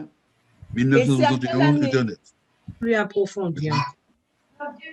Alors, attendez, là, j'ai mal fait. C'est moderne, c'est moderne. Ça change. Ça change. Qu'est-ce qui change? La technologie qui change, mais c'est pas. Alors, et c'est quoi pour nous? Alors, il y a, comment il s'appelle? Anthony l'a dit, le web. Oui, le web. Il y a le web pour nous, très bien. Ça arrive quand? En 1980. 1991. Enfin, ça a commencé en 89 et ça a été mis en place en 91. C'est 91, t'as dit, hein? Oui, non, mais ça a commencé en 89, le projet. Oui, tout à fait. Donc, on va le lire. Donc, pour nous aussi, et on va voir le même concept qu'Ellen White donne pour le train. On voit bien que pour nous aussi, il y a toute cette technologie qui arrive pour nous aider à propager le message avec YouTube, avec Google, avec Yahoo, tous les grands sites web qui nous permettent à diffuser le message. Mais également, dans cette diffusion du message, l'ennemi va aussi utiliser les mêmes outils pour propager aussi son message d'erreur. Et c'est pour ça aussi qu'on voit c'est deux sources d'informations. Il faut savoir où on pioche, où on prend nos informations, parce que les deux entités vont utiliser les mêmes outils pour diffuser leur message. D'accord? Donc, on va lire la citation sur le web. Est-ce que vous la voyez? Oui. Quelqu'un peut lire? Attendez. Ah oui, donc là, on nous parle donc de Tim, j'ai pas tout mis, je suis désolée. On nous parle de Tim, comment il s'appelle, Berners. Alors, il faudrait que je vais vous redire son nom. Et effectivement, en 89, donc il a développé l'infrastructure d'Internet entre universités et en 1991, il l'a mis dans le domaine public. D'accord? Donc, 2 secondes que je prenne, je vous dis ça exactement bien comme il faut.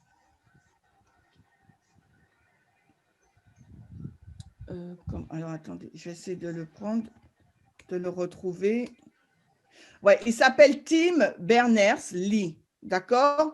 Et en 91, il annonce le web mondial. En 94, on a la création de Yahoo et les magazines en ligne. En 98, il y a Google. En 2005, il y a YouTube.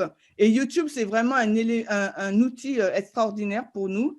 Et ça nous montre, en fin de compte, ces outils de communication que Dieu permet à chaque mouvement de réforme pour que justement le message puisse être diffusé. Donc, par rapport à ce qu'on voit là dans la structure de la ligne de réforme, on voit bien que Dieu, il marque sa signature pour que nous ne puissions pas douter, en fin de compte, quand le message il arrive, qu'on puisse le reconnaître. Vous voyez? Je vais essayer de vous trouver la citation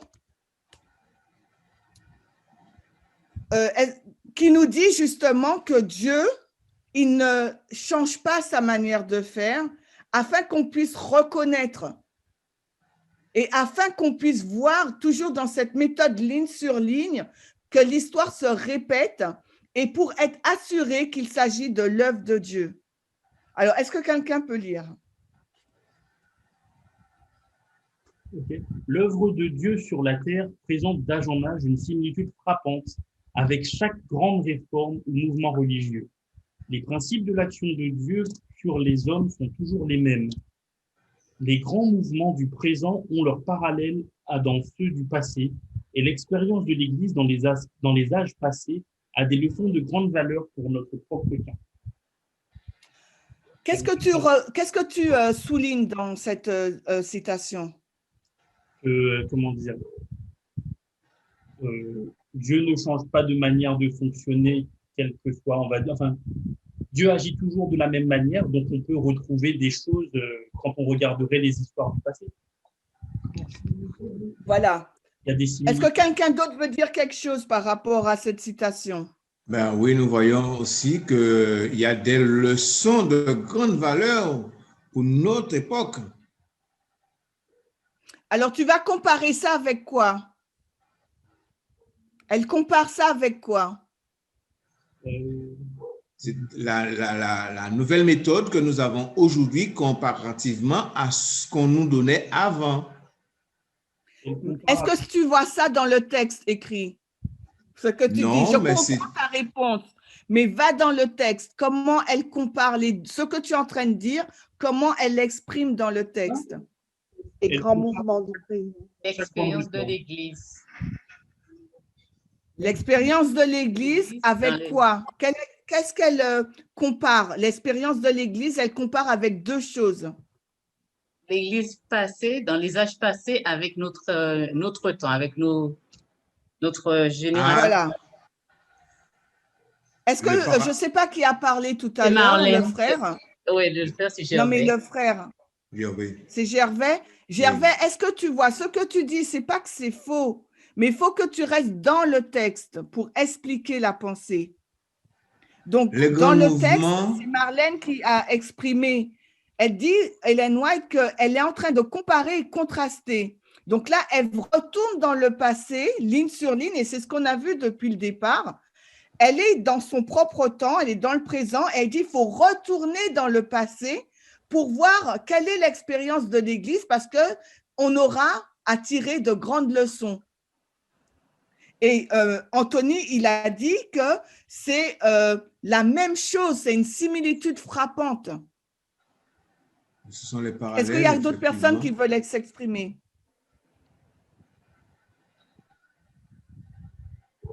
On a les grands mouvements du temps présent qui sont en parallèle avec ceux du passé. Donc là, on a l'expérience de l'Église avec les âges passés qui sont en parallèle avec notre temps, notre propre temps. Voilà. Est-ce que vous voyez tout à l'heure en première partie, je vous avais dit la ligne de réforme, ça s'appelle soit un mouvement religieux ou bien une ligne de réforme. Où est-ce qu'on pioche cette information? D'où j'ai sorti ça?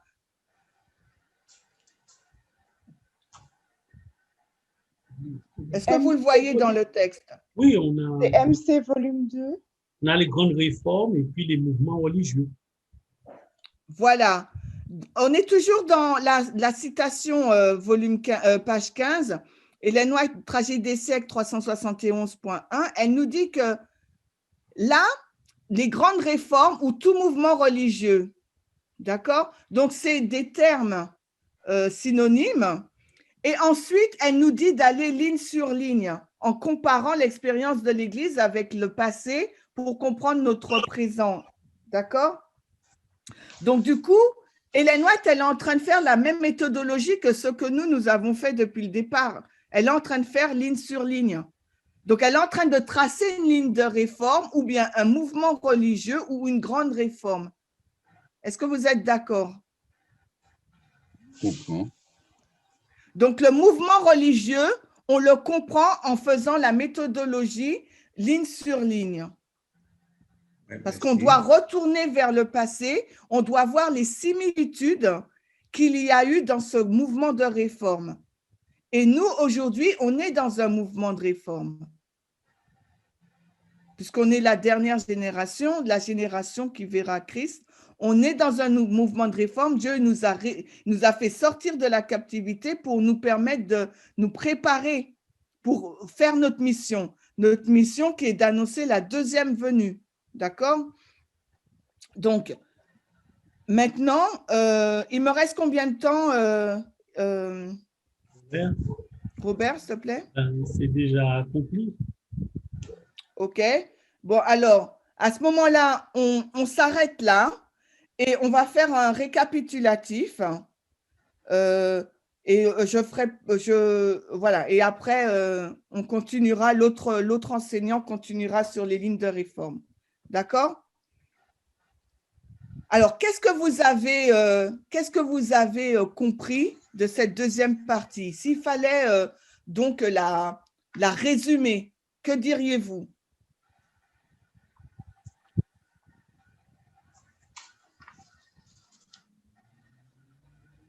Alors, qui est-ce qui se lance? Allô? Je vais dire un mot, hein, en attendant. On a vu que l'histoire se répète. D'accord, l'histoire se répète. Ensuite. Et que Dieu agit toujours de la même manière, c'est-à-dire qu'il ne change pas, il est juste, donc il reste juste dans toutes ses voies, puisqu'il amène son peuple toujours au même but et toujours de la même manière. Non, mais c'est trop vague. Oui. C'est trop vague, Sarah. On a été chercher. On a été… Sonia, qu'est-ce qu'on a vu? On a été chercher dans l'Israël ancien. On a vu une grande ligne de progression. Robert, j'aurais préféré que ce ne soit pas toi qui parle. D'accord. Okay. Allez-y. Robert. Clément. Vas-y, Robert. ce n'est pas que nous n'avions pas étudié sur les lignes de réforme, hein, mais là, et je mets pas en doute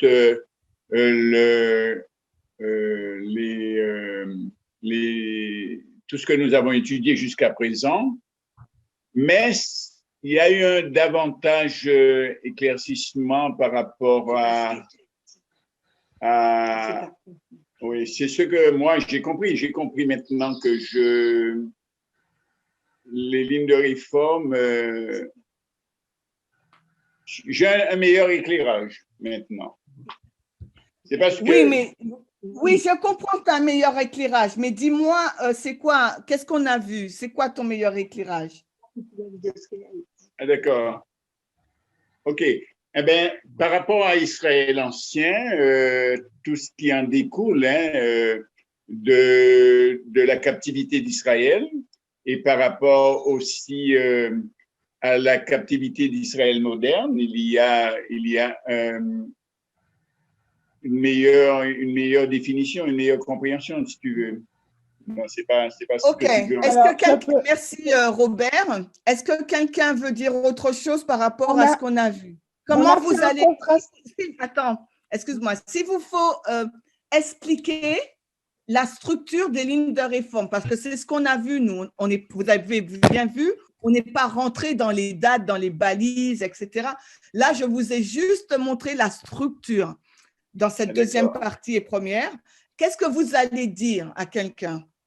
Enfin, je sais pas, par rapport à ce qu'on a vu, on a fait un contraste entre l'Israël ancien et moderne. On a relevé les caractéristiques d'Israël ancien et comme effectivement l'histoire se répète, on a retrouvé les caractéristiques d'Israël moderne. Donc, on sait qu'il y a des attributions de noms, de lieux, la mission, il y a un messager, et elle se caractérise sur la ligne de réforme toujours par un temps de ténèbres avec une captivité, un temps de la fin pour en un point A pour aller à un point B qui est la seconde venue de Christ. Mais très bien. Je continue, je finis. C'est bon, on passe à quelqu'un d'autre? Ben, vas-y, sinon quelqu'un d'autre, vas-y. Moi, j'ai envie de dire pour compléter ce qui vient d'être dit. Donc, sur une ligne on peut trouver, donc ce que je comprends, on a deux façons de caractériser les lignes. J'ai envie de dire ça comme ça. L'une par la lecture progressive, une ligne de réforme par lecture progressive, je ne sais pas si on peut dire ça, qui est plus généraliste. Et l'autre, la ligne de dispensation, par lecture, par la dispensation, mais qui nous permet de rentrer plus dans les détails. Donc, si j'ai bien compris ça, et en entrant dans les détails, on voit que l'histoire se répète. Donc, dans l'Israël ancien, il y a eu 3 histoires et que dans l'Israël moderne, eh ben, il y en a aussi 3. Et toujours avec les mêmes caractéristiques. Le pays, le nom, le messager, et voilà, en gros. Super. Donc, on a aussi ensuite, est-ce que quelqu'un d'autre veut dire quelque chose? Oui, Gervais. Super, Gervais, vas-y. Nous avons vu également que dans l'ancien temps, les disciples se déplaçaient à pied, les missionnaires se déplaçaient à pied, en bateau. Et la nouvelle technologie, la communication aujourd'hui veut que Dieu a fait qu'aujourd'hui, nous avons des possibilités beaucoup plus rapides pour pouvoir porter le message. Très bien, c'est génial. Est-ce qu'il y a d'autres personnes qui souhaitent intervenir? Je peux renchérir, Karine. Donc, oui, vas-y. Donc, dans l'Israël ancien, on a scindé cette ligne en 3 histoires. Donc, on a l'histoire de l'Égypte, de la captivité d'Égypte, des 70 ans de captivité et de la Rome. Donc, on a repéré qu'il y a 2 lignes d'échec et une ligne de succès.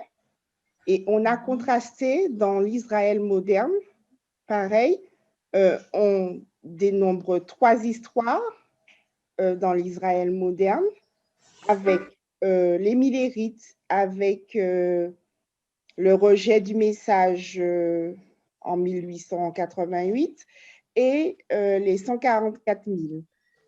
Et ça se répète, on repère deux lignes d'échec et une ligne de succès.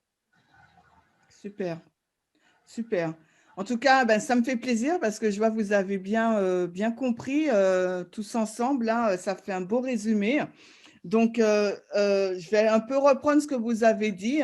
Donc, d'abord, on est vraiment que dans la structure de la ligne de réforme pour montrer justement que le schéma, il est répétitif et que ça nous permet de voir, grâce à cette structure répétitive, la signature de Dieu, la main de Dieu.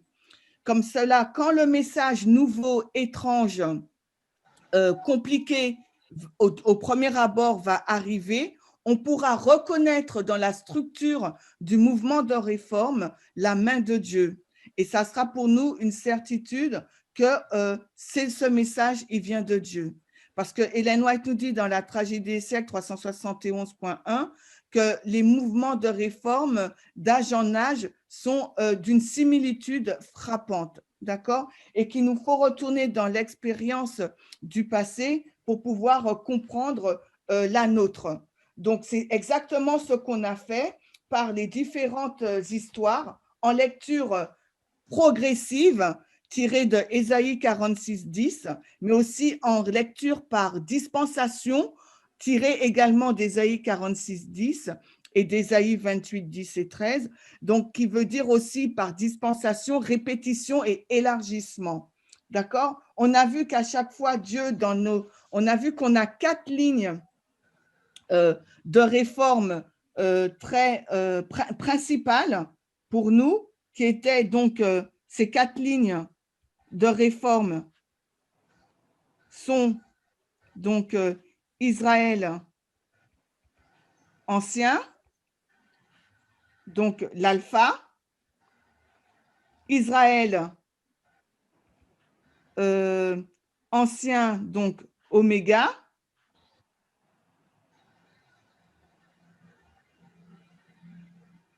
mais aussi on a Israël, si on a ancien forcément, on a Israël moderne, alpha, et on a aussi donc Israël moderne, oméga. Donc en fin de compte, c'est ces 4 lignes principales que nous avons pour comprendre notre histoire en tant que peuple de Dieu. Et on voit que ces 4 histoires, quand on la met en répétition, élargissement ou quand on la met par dispensation, elles ont 3 lignes, elles ont 3 histoires distinctes de captivité, l'Égypte, Babylone et Rome. Et durant ces 3 histoires, il y en a 2 d'échecs et une de succès. Et parce que nous, l'histoire Oméga est en parallèle avec l'histoire de l'Israël ancien à la fin, au moment où Jésus est venu, et c'était une ligne de succès parce que Jésus a accompli la prophétie, devait mourir sur la croix pour nous permettre d'être rachetés. On peut s'assurer qu'avec ou sans nous, notre ligne Oméga des 144 000 sera une ligne de succès. D'accord? Donc maintenant, il y a toujours un schéma répétitif, la main de Dieu qui délivre. Pourquoi j'accentue vraiment sur la main de Dieu qui délivre? Parce que dans les présentations prochaines, vous allez comprendre que la main de Dieu est vraiment en lien avec la ligne de réforme. D'accord? Et son peuple, Dieu donne un nom et donne un pays et donne une mission. Donc, nous aussi, on a eu une terre, on a eu une mission et on a eu un nom. On est vraiment un peuple à part. Et ce peuple à part, et Dieu, il veut vraiment il nous a fait sortir de notre condition laodicéenne pour rentrer justement dans cette nouvelle église qu'il est en train de construire, Éphèse, avec nous, pour qu'on puisse être prêts à retourner bientôt vers les frères et sœurs, leur apporter le message et ensuite vers le monde. Mais ça, vous verrez plus tard, par la suite. Donc, il donne toujours des moyens de communication pour que son message puisse être diffusé de façon rapide et de façon correcte aussi pour que son peuple, pour que le plus grand nombre puisse venir. En tout cas, c'est ce que j'ai voulu vous montrer.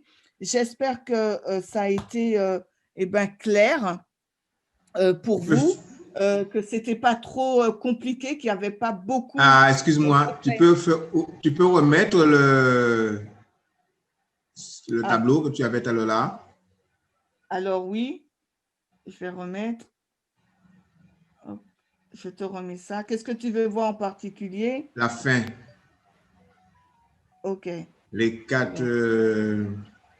Les 4 lignes? Oui, oui. Ça? Les 4 lignes de réforme? Ça, je voulais voir. Merci. OK. D'accord. Donc, du coup… c'est bon, tu peux l'enlever. Oui, oui, merci. Super. Merci. Donc, du coup, je voulais vraiment prendre mon temps. J'ai dépassé l'heure, je suis désolée, je ne sais pas quelle heure qu'il est chez vous. Mais bon, j'espère que ça a été clair. Merci pour votre participation, c'était très appréciable.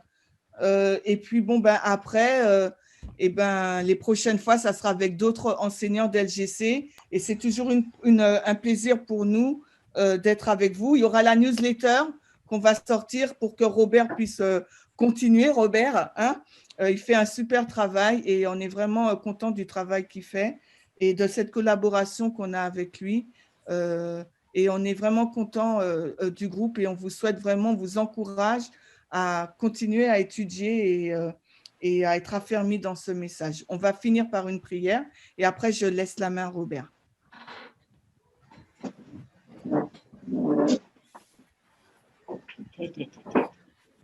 Éternel Dieu, notre Père, nous voudrions vraiment te remercier pour ces partages que tu nous permets d'avoir grâce à l'outil Zoom, bien que nous ne puissions pas nous déplacer, mais grâce à cette plateforme, Seigneur, nous pouvons entrer en contact et échanger et aider nos frères et sœurs. C'était vraiment enrichissant à la fois pour moi et j'espère pour eux aussi. Et nous te demandons une bénédiction particulière pour Robert, de l'assister dans sa tâche. C'est un travail énorme, Seigneur, qu'il fait. Veuille le bénir et aussi bénir tous les frères et sœurs avec lui, qui puissent le soutenir et l'épauler dans cette tâche et que tous puissent grandir, Seigneur, dans la compréhension de ton message. Nous savons que tu reviens bientôt. Nous savons que nous sommes une ligne de succès, avec ou sans nous, Seigneur, mais nous voudrions faire partie de ce succès. Alors, s'il te plaît, aide-nous à prendre au sérieux ce message et à nous préparer selon ce que tu nous montres, afin de vivre avec toi l'éternité promise. Nous t'avons prié dans le doux nom de Jésus. Amen.